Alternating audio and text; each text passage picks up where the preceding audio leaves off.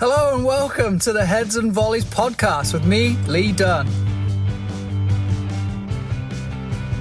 This episode is going to explore the idea of player power, and not necessarily the player power that you might read in the newspaper where the players get a manager fired, but actually more about player empowerment and really giving these players the opportunity to lead their own way, to challenge themselves, to be able to have an opinion and have a voice on what they think or what they want to see, or even just using that opportunity as a coach to understand what the players know. So my focus really is going to be with youth in this regard, and I don't think that you can really disregard it for any level of play, but it's basically around the experience that I have with working with preteens and teens right now too, at 14, 15 years old. And a lot of this will come from my own experience, and it's broken into two parts. Number one will be the idea of players within a team and fostering a team environment, and then empowering players within that. And then the second will be about the one-on-one coaching. And I think a lot of one-on-one coaching has come about, especially since COVID and lockdown and isolated practices coming about too. So really my experience on working one-on-one, and I've done it for a long time with a variety of children, but really how I set up these players to empower them and to give them some power. So part one of this episode is about player empowerment and player power within a team. And if you coach competitive youth soccer or even recreational youth soccer too, you typically end up with a group of players that maybe don't know each other from outside of soccer. They probably don't go to school together, or you may have a couple that go to school. And so you're now challenged with not only creating and fostering a team environment that will perform, but also actually working on team cohesion, team bonding. And I've talked a little bit before about kind of events that you can do for team building, and things like bowling and all sorts of good stuff that probably there's a lot of experience with. But really talking about what it means as a team and then an individual within the team. And a lot of this has come from experience in having a real tough time with an individual or an individual's family especially, that then snowballs, and then before you know it, you've got a divide in the team, or you've got an isolated individual. And all of this can happen real quick if you're training 3 or 4 times a week and you're playing 1 or 2 or maybe 3 games or even a tournament over a weekend. Then suddenly over the course of 7 days, suddenly you've lost, or you've split the team in half, and without even really being able to get a grip of it. So when lockdown happened, we were, of course, forced to Zoom calls just like everybody else, and kind of made a conscious decision to not really go with the everybody with a ball, juggle 10 times, pass against a wall, and let me watch approach, but actually developing on some of the things that we started working on over the last 2 years of working with these players, and setting them up for what I basically called what we're happy to do and what we're not happy to do. And this came from a previous experience with this team within the same club, where we had a game, or a situation with a game where it just doesn't go your way. You probably know that game where you find yourself, maybe you missed something, maybe you just got blown out and it was a 12-0 loss, or maybe you tied, or you won, or you couldn't have won and it was difficult. You just know those games where it's tough. People are frustrated. You leave frustrated. Now, think about, as a coach, if you have an individual, or if there's a moment within the game that you know somebody has made a mistake, or there's a reason, you can truly identify the reason, then, and it's not a referee, or it's not the other coach being a clown, it's someone on your team. For example, a defender gives the ball away in front of their own goal, and then the opponent scores and you lose 1-0. Now, as a coach, you don't, or hopefully within youth soccer, because again, this is referencing more youth soccer, you don't call that kid out necessarily. You don't berate them. You don't blame them in regards to it's all your fault. If we're developing players, then we don't really do that. But we find another way to work with that individual. We find a way to work within the team collectively that's not only going to boost that individual, but also to provide support to that individual. And again, not just blaming them. But and unfortunately, it's rarely the best player who makes that sort of mistake. And typically, the parents may know that player or their player is the best, or their player is better than the player who made the mistake. And unfortunately, and typically in the car ride home, that parent will definitely be talking about what the mistake was, who the mistake was made by, and how on earth did she miss that? Or what was he thinking right there? And then it may also turn to the coach. Why would the coach let that player play in that moment? Or why would this or why would that? So then that becomes a conversation that these players experience within the game. Then you come to training the next day or another game that afternoon on the next day, because don't forget we're in the USA where it's great to play 4 or 5 games over a weekend in a tournament to say that you are the champions when actually you're probably just the fittest and survived it. But now they come to that next team environment, and suddenly this player's opinion and perspective of maybe you, the coach, but definitely the player who made the mistake has changed a little bit. Maybe they were friends, maybe they were just acquaintances, perhaps they just got on because they played on the same team. But now suddenly this kid is a liability. They made a mistake that was detrimental to the team and to the performance. So the last conversation that they had with their parent is something that they're going to remember. Oh, yeah, that's right. That kid's a liability. Oh, yeah, that kid, she made a terrible mistake. Why on earth is she on this team? And then that carries into the conversation with their core friends. And this is what I meant by the idea of a divide coming. Perhaps there is a division amongst the team. Perhaps there is also just an isolation of that player because they made the mistake and they've been completely left behind by the rest of the team. So knowing that has happened to me several times, and I fought to get it back. And then I've also lost the team or lost the environment based on this division growing and growing and leading to players fighting even. Now I decided that I didn't want that to happen, or at least I wanted to. Of course, I didn't want it to happen, but I want to give myself the best opportunity and the team the best opportunity to not have that happen to us. So we created what we called kind of a will and will not conversation list. And I recently shared it on my Instagram, at LeeDunneSoccer. You can check it on there.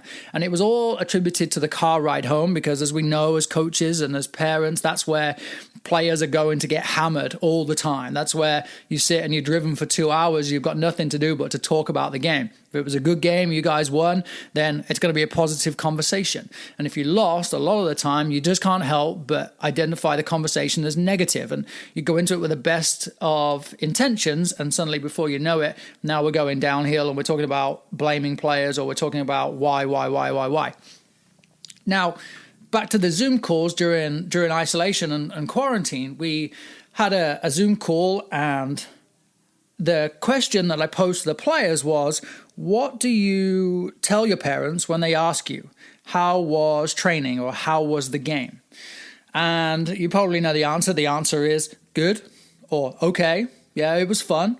But they never really get told much more. So a parent just knows that the kid had a good time. Because if they didn't have a good time, they'd probably say, nah, it wasn't great. But that's all they really get. And then as a coach, do you then tell all of the parents what you've done every week or what you've been working on? And I know that I have, and then I also have not. Whether I've run out of time, or it's just been the back of my mind, and I've just never really got round to sharing more and more and more, and especially the intricacies of what we're working on in practice. Everybody understands the general model, the general direction of the team, and the general philosophy, but they don't really get told the ins and outs of what we're working on, kind of session to session, or what a focus for a game may be in a particular moment. Now, so my challenge to the players has been for them to be that voice. Here is what we worked on. So when they get in the car and parents say, how was the game? How was practice? They're not allowed to say good. Well, of course they can say good, but they've got to build on that. And the reason they can build on that is it goes to the second task that we had. So I gave them an example of what we did in practice. And then I said, okay, now explain what we did to your parents. Tell me as if I were your parent what we did. And it was just a fun little exercise in empowering them to say, this is what we worked on. This is what I think we worked on. This is what I understood from the session. So it's actually kind of a cool little idea for me to be able to grasp what they understand, maybe what they don't understand. But then that conversation then sets them up to be able to have this structure of what they are happy and what they are not happy to talk about. And I'll start with not happy. So they said that they didn't want to talk about mistakes, and particularly impact mistakes. We all know if we pass the ball away in front of our own goal and somebody steals it and they score, we all know exactly who that was. And I definitely know if it was me. I don't need somebody to point that out to me. And these players were exactly the same. So these are 13, 14, 15-year-old boys. They don't want to talk about a loss. They don't want to talk about missed opportunities or decisions in isolated moments. And interestingly, they also said that they don't want to talk about the opponent, the referees, or the field, which I think is really empowering because those are typically things that will be used as a scapegoat, as something that something that is really something we can put out there and say it's not really our fault. And you'll hear the typical explanation that say, that other team didn't play very well today, they got lucky, or that referee gave the game away, what a decision he made. And referee's probably 16 or 17 years old. But we isolated these will nots into a list of basically negatives. It's possibly a loss. And these are things that they can't necessarily control, or these are isolated moments in a game. And I was really happy to understand this from the players, that they do actually understand what we're trying to work on. They do understand how we're trying to play within our model or within the moments of the game. But what they didn't want to talk about was the isolated mistakes, which says to me that the parents will pick up, and anybody who has the best of intentions really identifies that was a clear mistake. That was clearly something that affected the game.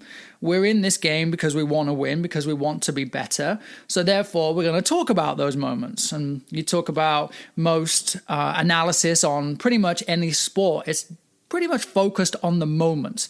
The overall trends are often missed. So then we turn the conversation into what we're happy to talk about.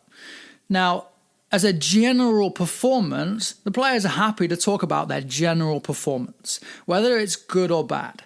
They're also happy to talk about what they did well and what they didn't do so well as a team. They're happy to talk about their effort. Now, their effort went with their comparison with other games. I feel like today I was better, worse, tired, etc., in comparison to previous games, or I felt better. And now we're looking at the big picture here. It's not just week-to-week performances, but we're actually looking at a general trend of how this player is doing. And actually, if a player can tell you over several times that they feel like they're getting better and better, regardless of the overall results, the level of soccer that I was working in tells me that we're showing some improvement, or maybe we need to focus a little bit more on that individual if they're not doing as well, or their week to week is getting worse and worse. They're talking about their positioning. So now they're saying, I could have been better in this position, I could have been out here, and relate that to connecting practice to the game, which goes to that conversation of not just saying practice was good, but here's what we did in practice, and then here is what we were trying to do in the game. So we were working on attacking through the wings. As a game review, what the players are happy to talk about is how much success they actually had with getting the ball down the wings. We're not pointing on individuals. We're talking about a team. We're talking about them as an individual within the team, how they help the team work through that. Now, it's an interesting conversation if this is a centre-back driving with their parents and the focus was to score from crosses, for example. Now, a centre-back's probably not really all that involved, but they can see and they can understand what we've been working on and what we're working towards.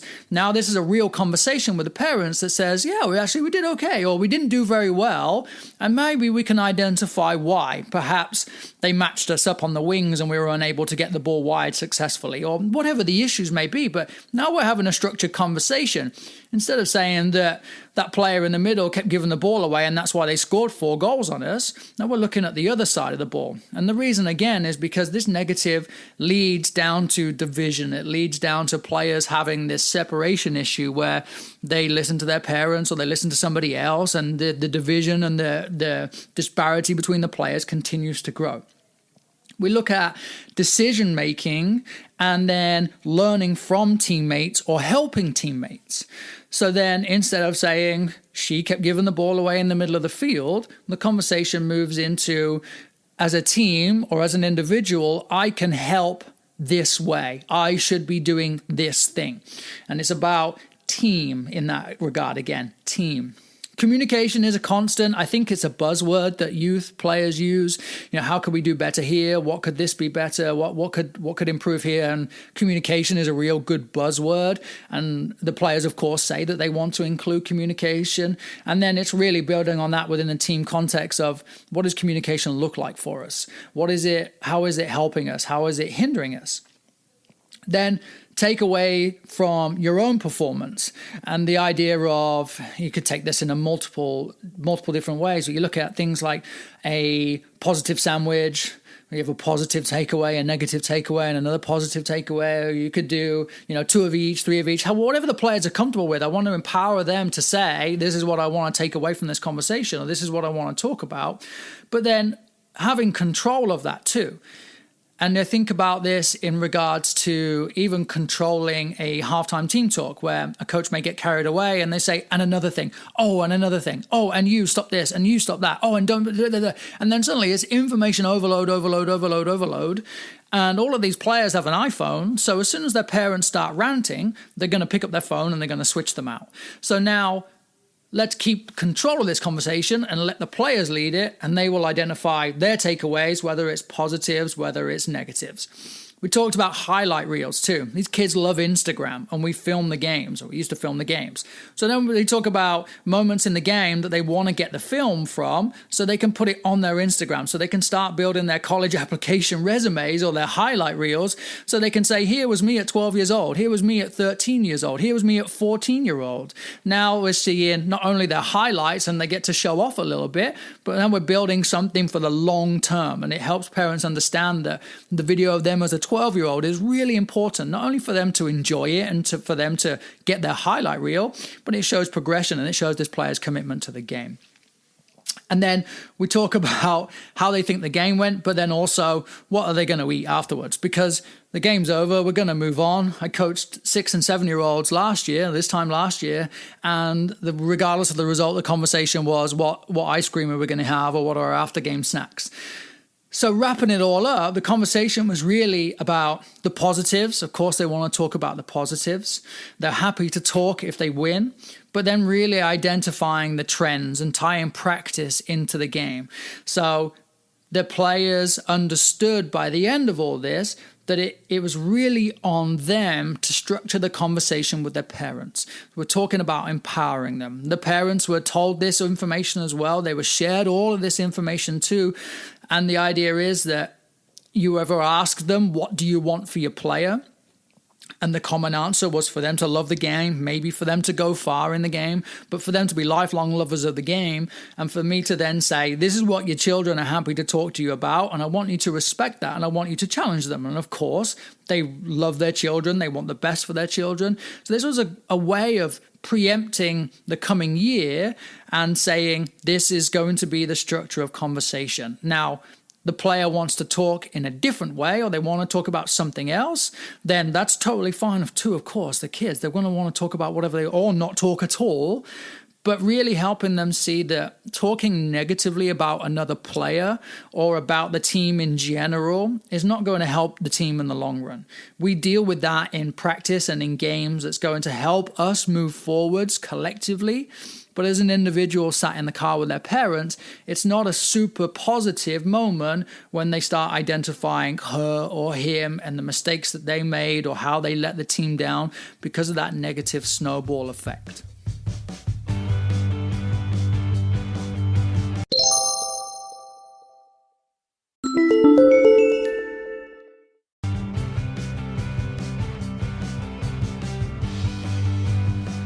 Now switching gears into the idea of one-on-one training and empowering players in that environment too. Now, you typically find that you'll work with players, or players will be in contact with you to work with them individually and privately because the parents want them to. Of course, it's a no-brainer. The parents they want the best for their kid all the time, and they want their kid to have the best opportunities, and it's totally understandable. And private coaching is definitely a strong thing here in the USA. It's something that I've experienced and that I've done a lot of.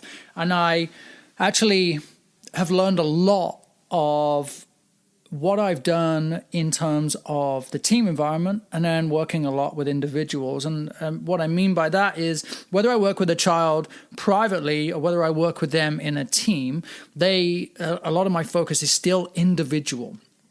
And so when I run a practice, I will often use a small-sided game of some format. It's often communicated prior to practice so they know exactly what to expect. This is the way the game will look. I use Tactical Pad for that, and I always talk about how great Tactical Pad is. And then the players will understand as an individual what is expected of them. All of the players within the teams that I coach will have a positional profile, and they'll have an individual development plan. These are things that I talk about all the time, but the positional profile and the individual development plan give them their why. They identify their own why, but they use that within the context of the greater team training. We're playing a 4v4 to wide goals with the setup as a attacking diamond with a 9, 10, a 7, and an 11. I, as the 11, understand the game because I've seen the game in a practice, and it's definitely never really all that different from what we would do week over week with just maybe a different setup of goals or different field dimension. And I also understand what my role within that game will be. So then the same happens when I work one-on-one with a player. They will have their positional profile. They will have their individual development plan. So you see that a training environment, whether it's an individual or whether it's a team, never wavers from the focus of it being on the player, never wavers from the focus being on them and their development. Except when I work one-on-one, I add another level to it, which is really about creating the excitement for them to take what they're working on right now and take that into their next team training environment or into their next game or even into their next training session with me, if it's been like right now where we haven't really been able to get on the field collectively as a team. So then they have their positional profiles, they have their IDPs, they have identified their why. They have identified their why for why they're training right now. Aside from the fact that their parents decided it would be good for them to get them out of the house, it's really about why. Do you want to be a professional soccer player? Most players will tell you yes, or most players will say that they want to go to college and play soccer. So then I use the IDP to help them understand maybe what it takes just to get to the next level before we even consider that final pillar of making it to the professional game. What we need to take from being 12 years old to 13 years old, what we need to take to go and play in high school and make maybe varsity from junior varsity. So really helping them understand why that just coming onto the field with me for an hour or for 90 minutes isn't going to make them a professional. It's definitely not. I wish it would. I wish I could put my hat on that. But we all know that it's going to take hours and hours and lots of repetition and lots of exposure to different ways of playing the game and different opportunities for these players to have success or continued success. So with me, it's just a stepping stone. Now, we might warm up and play soccer tennis. Why are we playing soccer tennis? Well, part of the conversation with the player is about why it might be valuable for them to play. Aside from the fact that it's just great fun and they always want to beat me because the loser has to do 2 one-handed push-ups, now we've got competition, because competition is sometimes missing in isolated training. You've probably seen hundreds of videos on Instagram, and I do my own on Instagram and YouTube too, where I do a highlight reel for the player on their session, and I use it for my own branding, of course, too. But for them, it's really about understanding how we can make it competitive. So we play soccer tennis, and now there's a chance for them to win. There's a reason to win.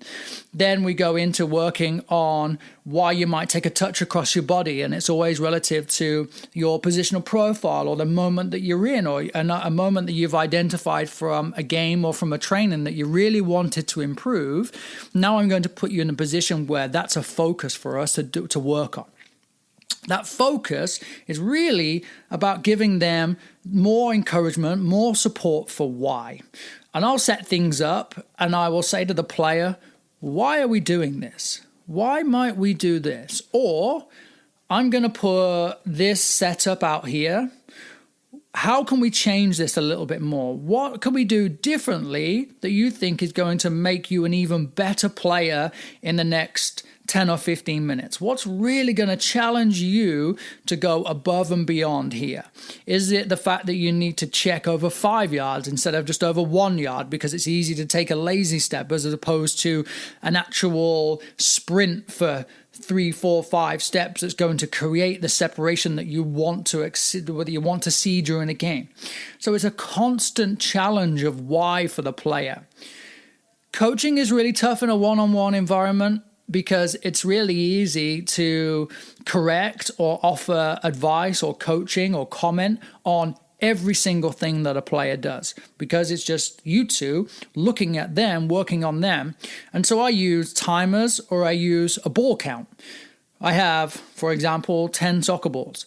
Take 10 balls and the coaching within it is we'll play 5 and then we'll talk about the 5.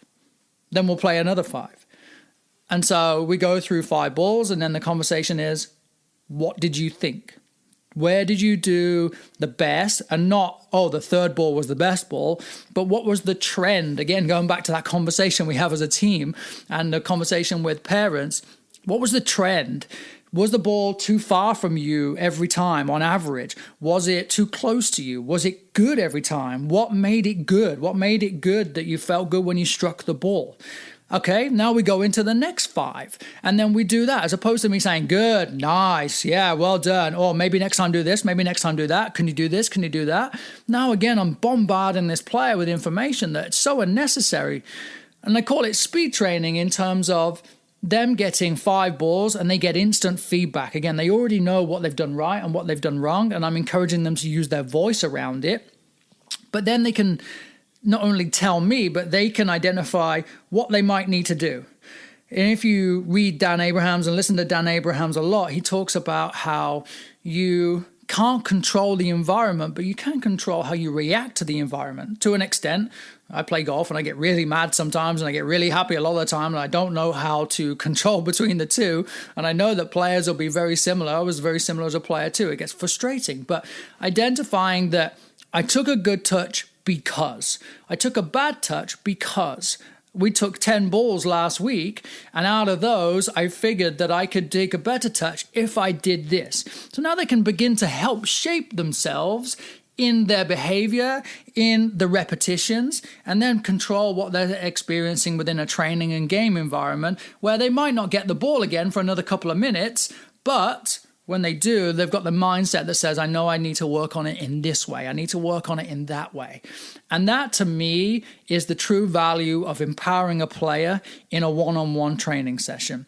It's not about giving them a training exercise to get a better touch or to take a better touch and pass or to score in the top corner from a free kick.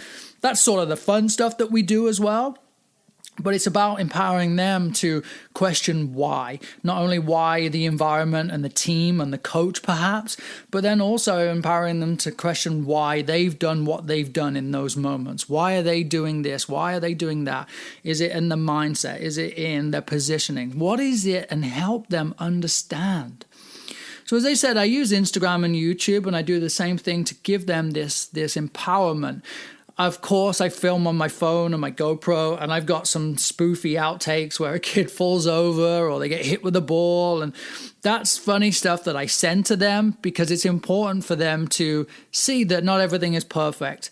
And I try not to make all of the videos perfect and film over and over again until we get a good repetition. But I use those as good examples, and then I'll show them what we could have done better.